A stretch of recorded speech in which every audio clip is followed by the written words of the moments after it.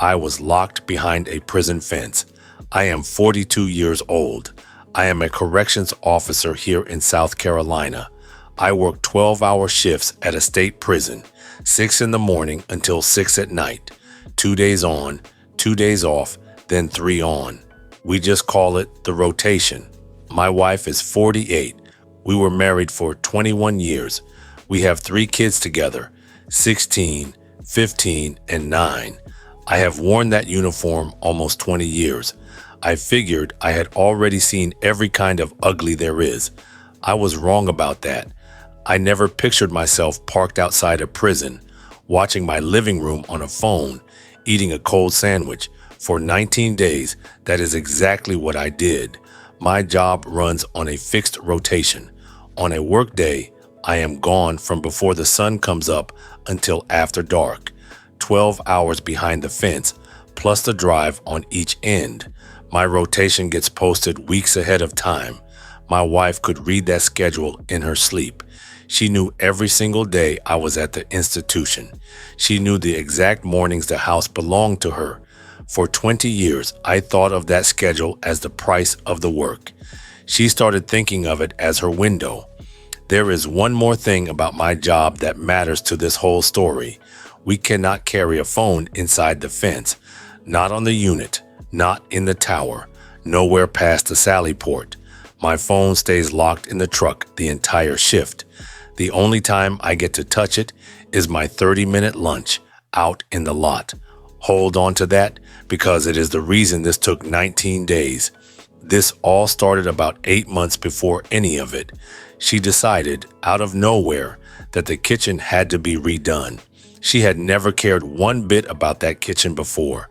She went and found a contractor on her own to handle it. He was a big guy with a white work van. He had a ladder rack on the roof and a magnet sign on the door. He quoted us a few weeks and a fair price. I told her to go ahead because she seemed happy for once. Then a few weeks turned into a couple of months. Then a couple of months turned into most of a year.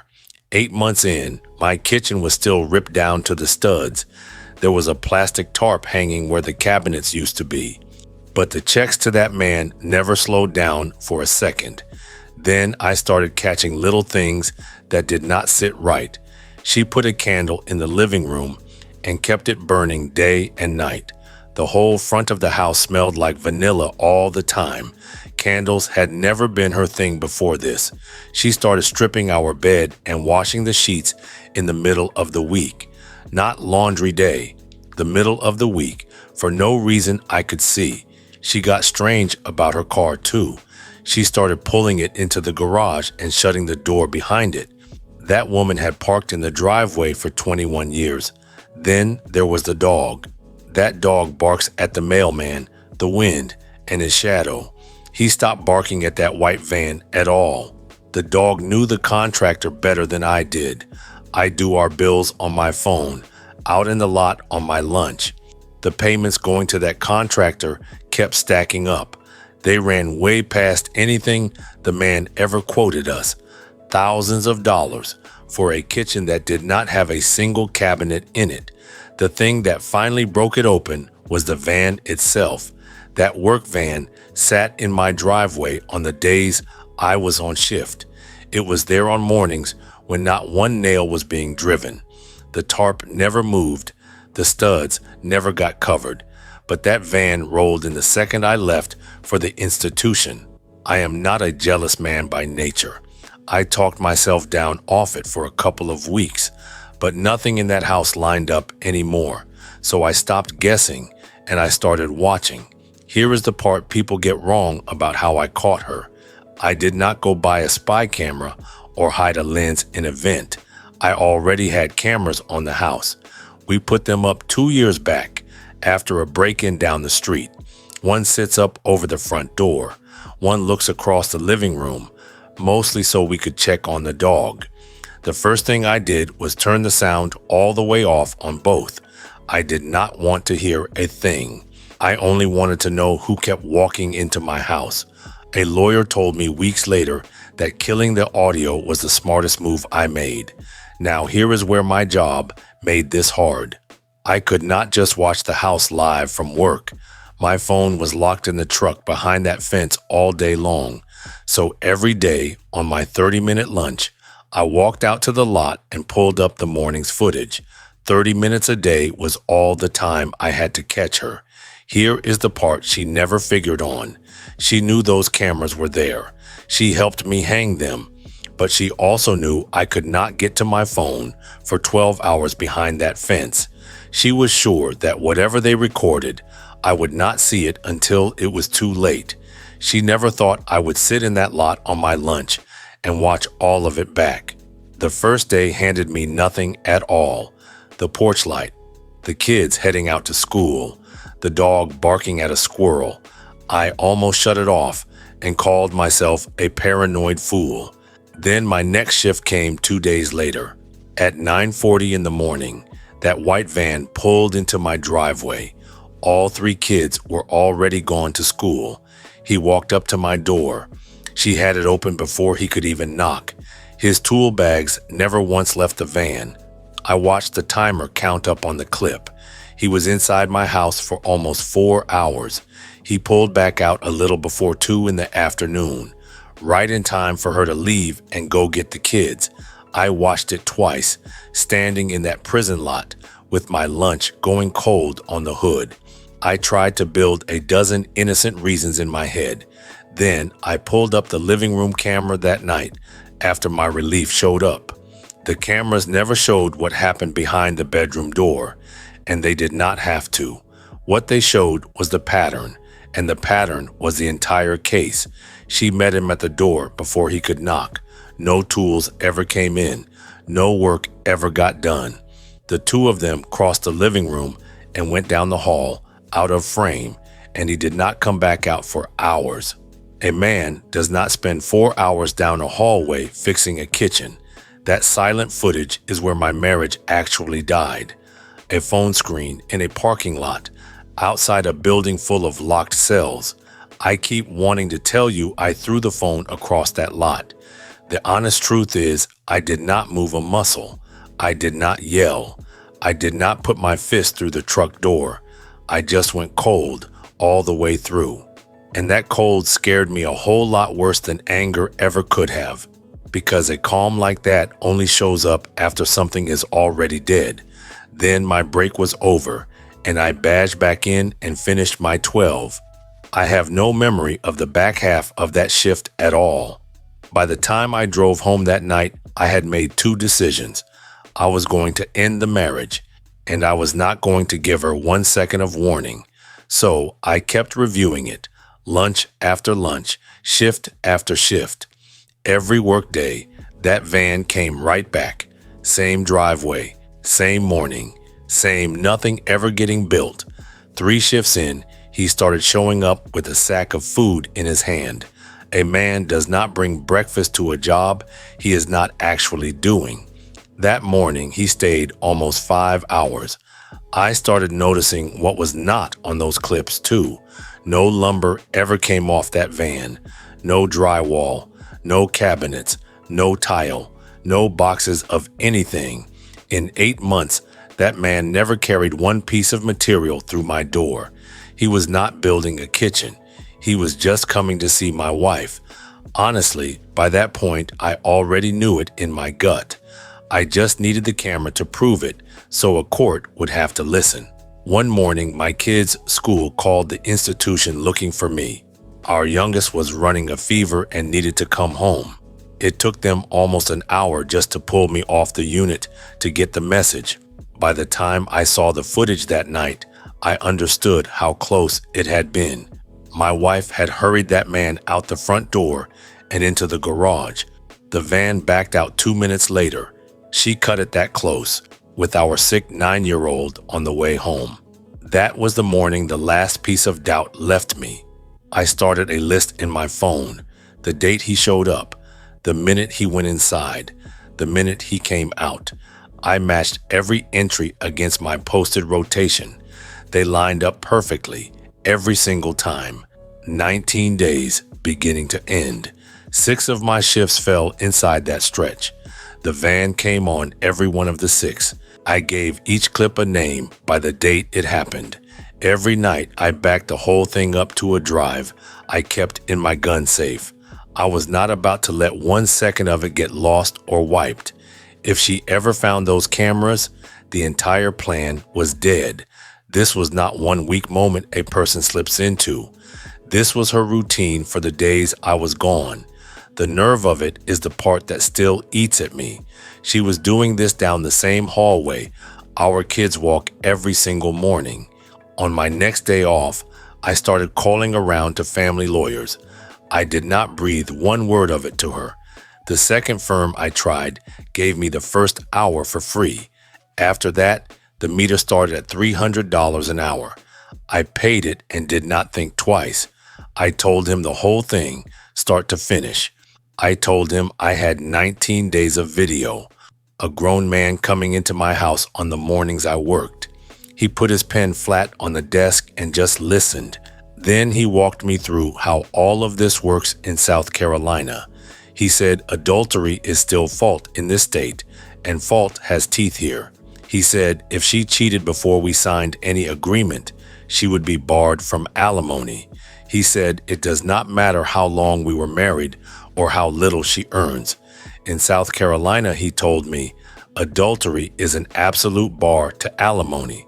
After 21 years, working only part-time, she was banking on a check from me every month. She had her whole next chapter built on that money. Then he told me the part I was not ready for.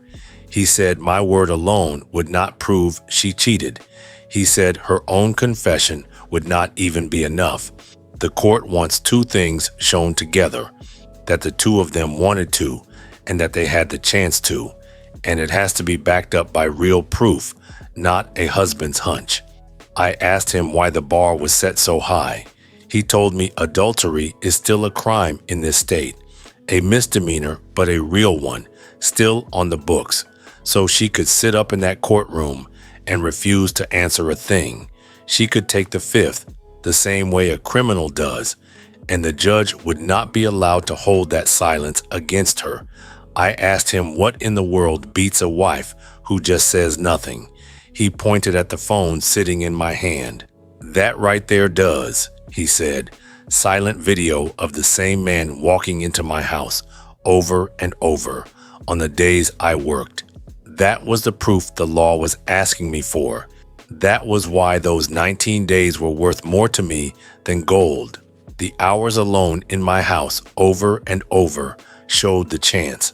Her sneaking, the cover story, and the money she funneled to him showed the rest.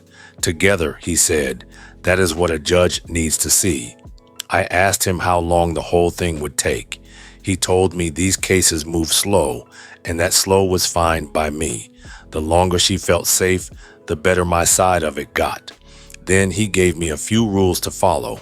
Leave the cameras on video only, he said. Recording their voices would have turned the crime back onto me. Keep the cameras right where they sat, the door and the living room. Nowhere a person ever expects to have privacy. Do not erase 1 single second of it, and do not let a thing show on my face when I am home. Then he asked me about that kitchen. I told him about the 8 months and the checks that never stopped. He almost laughed out loud. He said that fake renovation might be the strongest evidence I had. Money poured into a job that man never did is called marital waste. He told me we were going to claw back every last dollar of it. A couple of mornings later, he filed for the divorce. He filed it on the ground of adultery. I still said nothing to her. I got up, kissed my kids, and drove to the institution. The hardest work I did all month was telling that woman good morning. Those next few weeks were the longest stretch of my life. I cooked a dinner beside her. I sat on that same couch. I said goodnight. Every time she smiled at me, I saw those clips behind my eyes, but I kept my face still, exactly the way the lawyer told me to. My oldest is 16, and that kid notices everything. One night, he asked me if his mom and I were all right. I looked him dead in the eye and told him we were fine. I hated that lie more than anything she had done to me. but I was not going to blow up his world before the papers were ready. I opened a brand new account for my paychecks going forward. I never touched a dollar of our joint money. My lawyer was dead firm about that one. I copied every clip onto a drive and handed it straight to him. Then I waited for the papers to land on her. She was served at the house on a morning I was on shift. A man knocked, put the envelope in her hand, and walked off. She called my phone 11 times that day. It rang in a locked truck in a prison lot while I worked the floor. I did not even see those calls until my lunch break. I let all 11 of them sit there. That same afternoon, a fight broke out on the unit, a real one. Strange as it sounds, it was the calmest I had felt in weeks. When I got home that night, the white van was gone. It never sat in my driveway again. She was standing at the kitchen counter when I walked in. She was surrounded by the torn-out cabinets she swore she wanted. She asked me how long I had known. I told her 19 days. She started in about the contractor and the kitchen and all of that, about how it was not what it looked like. I held up my phone and let it play for about 10 seconds. She went quiet after that. There was nothing left to say that the camera had not already said for her. The case took about 7 months to reach a courtroom. The day of the hearing, she looked smaller than I remembered her. Her lawyer did the talking for her almost the entire time. He stood up and went after a monthly support check. 21 years of marriage, he said, and she barely earns a dime. On paper, she had a real claim to years of those payments. Then my lawyer laid down the cards I had handed him. He walked the judge through all 19 days. The same van, the same man, the same morning hours. Every one of them stacked against my posted prison rotation. Then he brought up the money. Thousands of dollars dumped into a kitchen that still had no cabinets. My wife sat there and said almost nothing at all. She could not, and her silence did not save her this time around. The judge found that the adultery was proven. In South Carolina, that one finding barred her from any alimony at all. 21 years of marriage, and not a single support payment headed her way. Then we got to the money she fed into that pretend renovation. It came to a little over $24,000 across those 8 months. The court called it waste and put every penny of it back on my side. We split what was left of the marriage down the middle, minus that chunk. I kept the house so my kids would have one address that did not change. She walked out of 21 years with no alimony and less than half, and a kitchen that still does not have a countertop in it. The contractor stopped taking her calls about 2 days after she got served.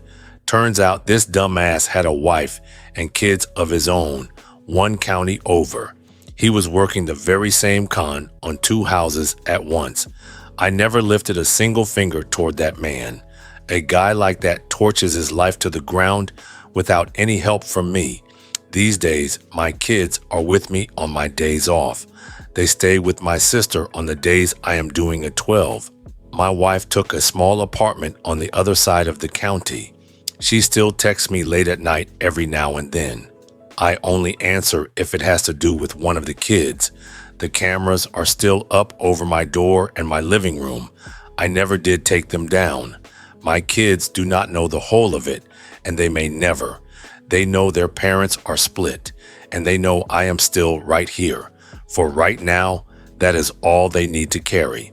Well, in my opinion, the dumbest thing she did was carry on in the one room I had a camera pointed at. She walked right under that little lens every day for 19 days. Not once did she think to look up. Thanks, Tony. Plenty of us appreciate you taking the time to put these stories out for guys like me. I have read a ton of them by now, and the people who cheat all believe the same lie.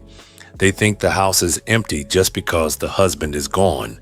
But a camera does not get tired, and a camera does not ever lie. Men, when things in your house stop making sense, do not let anybody talk you out of what your gut already knows. Remember, folks, do not ever put your hands on somebody over a cheater. Do not throw your freedom away on one either.